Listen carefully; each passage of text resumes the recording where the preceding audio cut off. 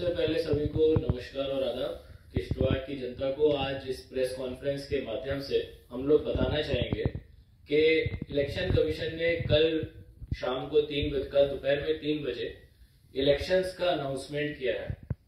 इस इलेक्शन के अनाउंसमेंट के तुरंत बाद मॉडल कोड ऑफ कंडक्ट लागू हो जाता है। मॉडल कोड ऑफ कंडक्ट क्या होता है, इसको अगर सिंपल भाषा में बताएं तो सभी लोगों को एक लेवल प्लेइंग फील्ड मिले, सभी पॉलिटिकल पार्टीज को बराबर मौका मिले और किसी के साथ कोई जास्ती ना हो, किसी को अनड्यू फेवर ना हो। तो उसको इम्प्लीमेंट करने के लिए जो जो एक्शंस ग्राउंड पे लेने होते हैं वही मॉडल कोड के अंदर आते हैं। इसमें मैं आपको बताना चाहूंगा कि किश्तवाड़ क्योंकि कठुआ उधमपुर पार्लियामेंट्री कॉन्स्टिट्यूएंसी का पार्ट है, तो फर्स्ट फेज में यानी कि 19 अप्रैल को हमारे यहाँ पे चुनाव होंगे। आने वाले कुछ दिनों में 20 मार्च को नोटिफिकेशन आ जाएगा। नोटिफिकेशन के बाद नॉमिनेशंस का प्रोसेस शुरू हो जाएगा और ये प्रोसेस शुरू होने के बाद फिर कैंडिडेट्स का स्क्रूटनी, उनका विड्रॉल और कैंपेनिंग खत्म होने के बाद फाइनली 19 तारीख को चुनाव। तो ये सारा शेड्यूल कल इलेक्शन कमीशन ऑफ इंडिया ने पूरे देश के सामने रखा है। मॉडल कोड के बारे में मैं आपको खासतौर से बताना चाहूंगा। रिप्रेजेंटेटिव ऑफ पीपल एक्ट 1951 के अंदर कुछ इंपॉर्टेंट सेक्शंस हैं। ये सेक्शंस बात करते हैं कि कोई भी आज की तारीख से होने वाली प्रिंटिंग किसी भी प्रिंटिंग प्रेस में जब होगी तो वहां पे पब्लिशर का और प्रिंटर का नाम प्रिंट होना मैंडेटरी, अनिवार्य है। अगर ऐसा नहीं होता है तो इसको मॉडल कोड का वायलेशन माना जाएगा। दूसरा एक जो एलिमेंट है कि जितने भी हमारे कंटेस्टिंग कैंडिडेट्स होंगे सेक्शन 77 के अंदर उन सब ने अपने बैंक अकाउंट्स एक्सपेंडिचर के अलग से खुलवाने हैं और उन्हीं अकाउंटों के थ्रू वो अपना ग्राउंड पे खर्चा करेंगे। अब क्या वो खर्चा पूरा कर पा रहे हैं या उससे कम कर रहे हैं या उसको ज्यादा कर रहे हैं, इसके लिए हमारे वीडियो सर्वेलेंस टीम इन सब के पब्लिक रैलीज को कवर किया करेंगे। उसके बाद ये वीडियो सर्वेलेंस टीम अपने वीडियोस को एक व्यूइंग टीम को दिया करेंगे। ये व्यूइंग टीम एक एडीडीसी के द्वारा गठित कमेटी में जो रेट फिक्स करें उस मीटिंग में कितना खर्चा हुआ इसका असेसमेंट करेगा और उसके बाद हम कह पाएंगे कि पूरे कैंपेन पीरियड में किस कैंडिडेट ने कितना पैसा खर्च किया। ये सारा प्रोसेस चलेगा और अभी इमीडिएटली आज शाम 5 बजे तक जितने भी हमारे गवर्नमेंट प्रॉपर्टीज हैं उन सभी प्रॉपर्टीज में से कोई भी बैनर या होर्डिंग जो गवर्नमेंट के पॉजिटिव में जाता है या उसको अनड्यू एडवांटेज देता है उसको हमने हटाना है।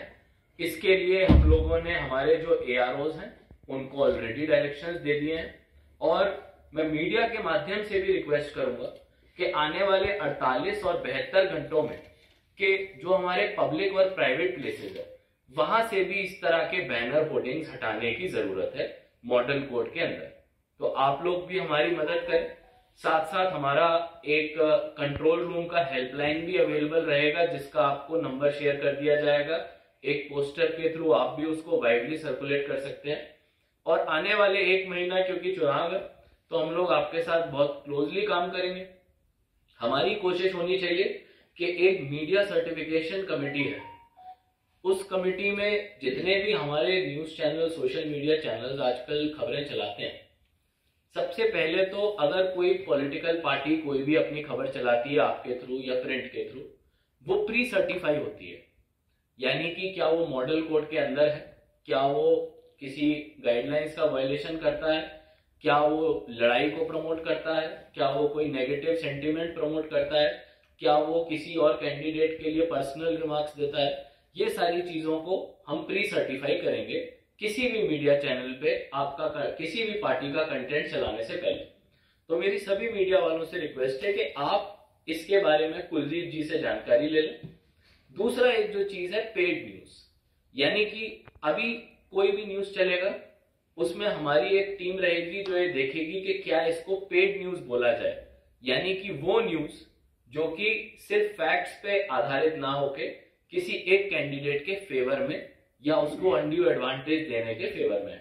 उस केस में वो जो न्यूज चली है उसका जो न्यूज का एक्सपेंडिचर है वो उनके एक्सपेंडिचर अकाउंट में ऐड किया जाएगा क्योंकि उसको पेड न्यूज बोला जाएगा।